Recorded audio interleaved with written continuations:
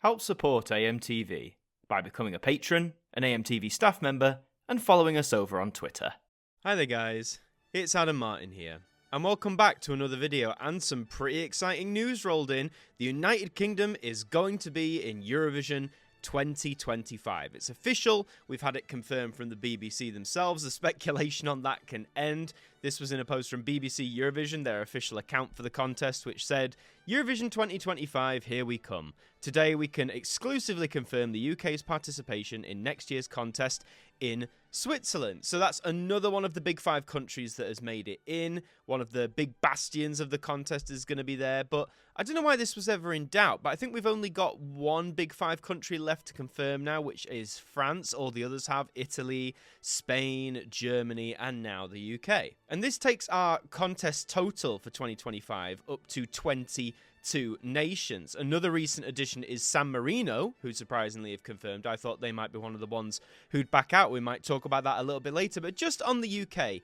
the immediate question now, after they've confirmed it, is, of course, who are they going to send? Now, I don't think this is a very simple cut and dry answer, and I can't think we should pivot towards, big name equals big success. You wouldn't believe how many accounts I've already seen say oh, we should get Adele. Adele's going to represent us at Eurovision 2025. Let me just say this right now, very clearly. There is no way in heaven or earth you will see Adele at Eurovision 2025. Now, I don't know her personal thoughts on the contest. I don't know her. I don't know where she stands on it.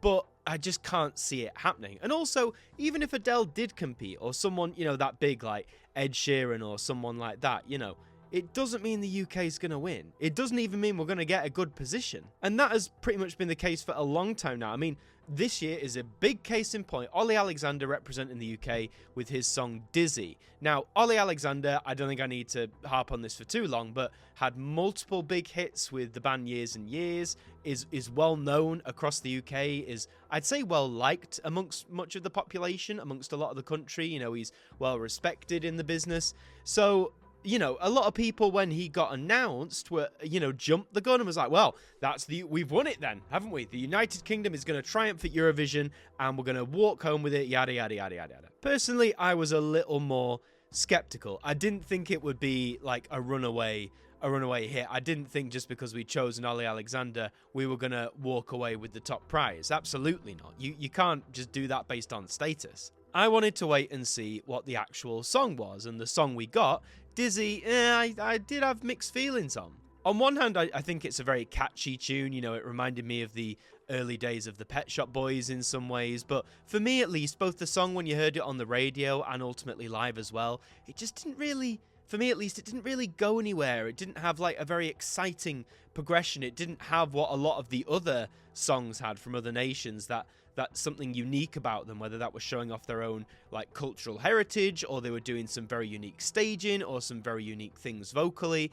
The United Kingdom just plain and simply didn't have it. In terms of the actual live performance, I thought the staging used was actually pretty cool, pretty intuitive. I know some people compared it to a really dingy toilet that you find in the gym or some clubs, and I can see why they thought that. But ultimately, I thought the staging worked really well. I really enjoyed the choreography, and I saw a common criticism from a whole bunch of fans online of people basically saying, oh, well, it's too inappropriate.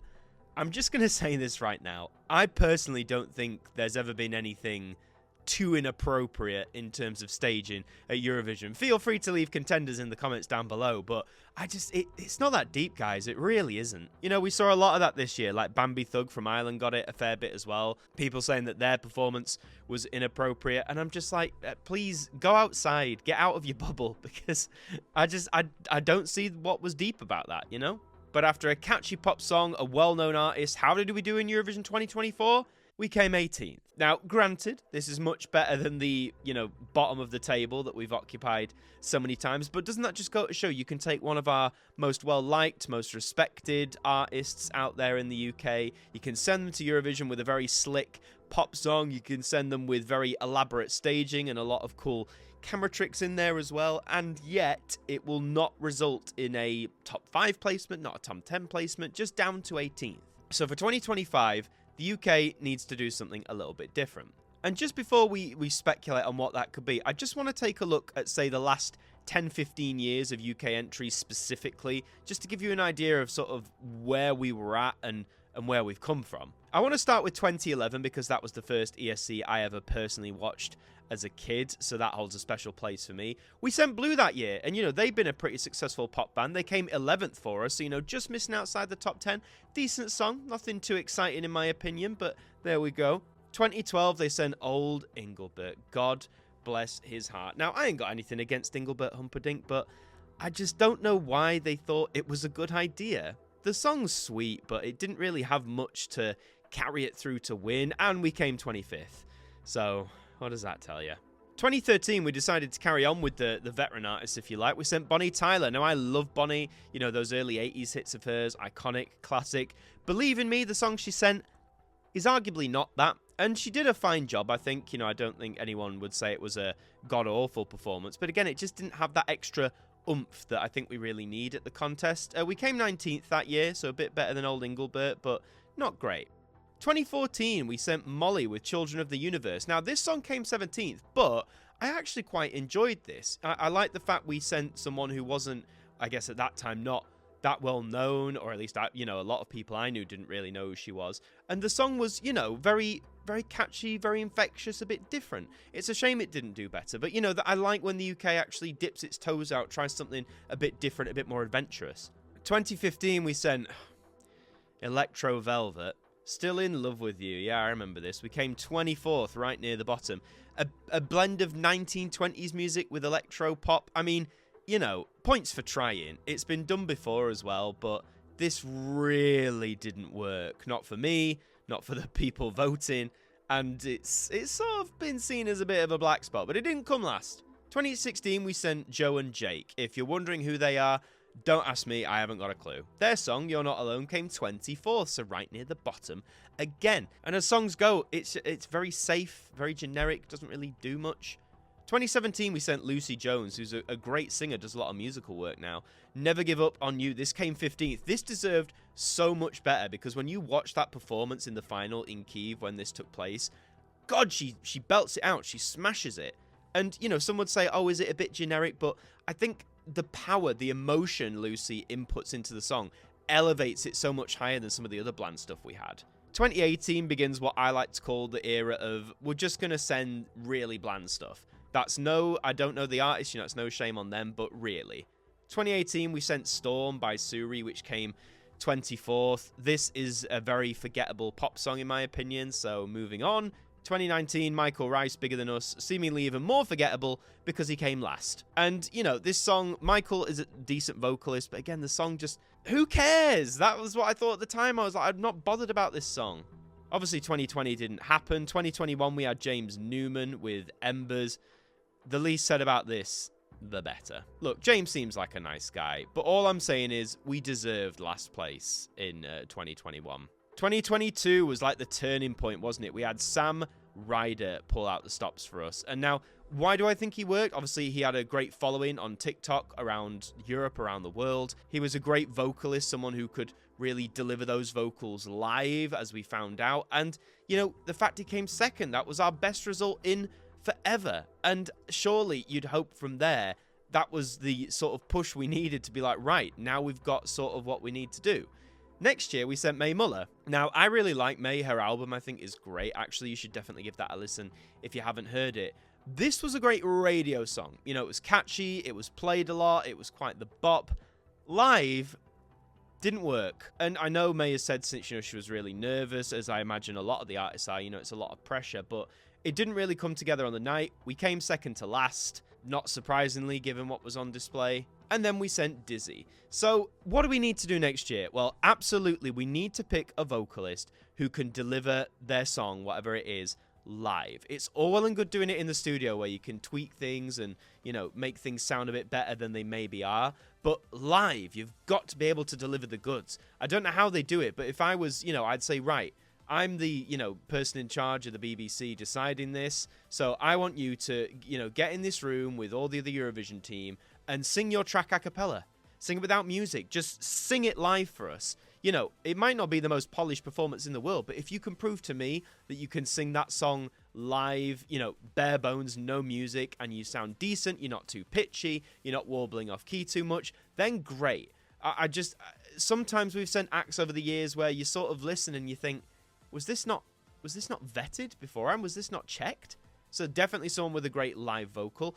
A song that definitely has a bit more of a progression because, you know, I don't have a PhD in music or anything. I'm only going as an audience member. But for me, some of the songs, like, you know, I wrote a song, Dizzy, they don't really progress that much. They always sort of fall back into that same repetitive pattern. And again, the ones that elevate it, like Lucy Jones, like Sam Ryder, their songs might return to the similar verse chorus, but because of the power of their voices, the emotions they put into it, it feels like a progression. So whether that progression is down strictly to the vocal or in the actual song itself, like, you know, key changes or different structure, all that sort of stuff, I think that would be a really big win. In terms of staging, I think this one's a bit more flexible because, I mean, you saw what won this year, you know, Nemo for Switzerland. They just had a spinning top, essentially. They didn't have any backing dancers. It was just them. So I think staging, it doesn't always have to be filled out with 5 or 6 dancers and, you know, really elaborate lights and all that sort of stuff. Ultimately, as it should always ideally be at Eurovision, it should come back down to the song, the quality of the song, how it resonates with people, how it comes across. So, and finally, I guess, do we send a well-known artist? I think, again, it does, as I mentioned, it doesn't really matter. You could have your song, right? And you could send Adele and Ed Sheeran, you could send a bunch of unknowns, and I'd argue it wouldn't really make much difference on name alone. Even though, yes, they say it's good to have fan bases outside of your own country, you've sort of got that pre-fan base there, I guess, in ways that Sam Ryder did to some extent, and even Ole Alexander, although it didn't come down to much, especially in the televote. But I think you just need to pick the right person with the right voice who can deliver the song you've got in the right way. Now, there hasn't been a national final in the UK for quite some years. I don't know whether they're going to reinstate that. That might be a good idea after a few years break, but you know, the public have decided on some questionable acts, I think. Ultimately, though, I'm just glad that the UK has confirmed its participation. Again, I didn't think for a minute that we wouldn't. We are one of the big 5 countries, after all. I did think we'd take part, but it's nice to have that confirmation this early on and not have to wait and speculate for too much longer. As I mentioned right at the top, San Marino is back as well, which is nice. One of the smallest, if not the smallest nation to take part in Eurovision. And there have been some rumblings, you know, people in San Marino were saying, oh, maybe we should withdraw. We haven't qualified for a few years in a row. But no, they've announced that they're back, which is great. So I wonder who will be next to confirm. But that is all for this video. Thank you very much for watching. If you enjoyed it, please do leave a like on it. It really does help us out. And subscribe to the channel if you're new, because we'd love to have you aboard. And let me know your thoughts in the comments. Who do you think is next to come back? Are you excited the UK's back? Who do you think they should send? Let me know all those thoughts in the comments down below. In the meantime, I've been Adam Martyn from AMTV. Thank you for joining me, and I'll see you next time. Thank you to our patrons for helping to support the show, and a special thank you to Macra, Ethan Carberry-Holt, Bruce Danton, Derek Chambers, Shaun Knock, Daud Khan, Liam De-Maine, Trev Hughes, Dec, Evanhart41, Jen, Tim Ripley, Mr. Eurovision 1986, Ted Elliott, John Wakefield, and Marnan L. Thurman, our AMTV staff members.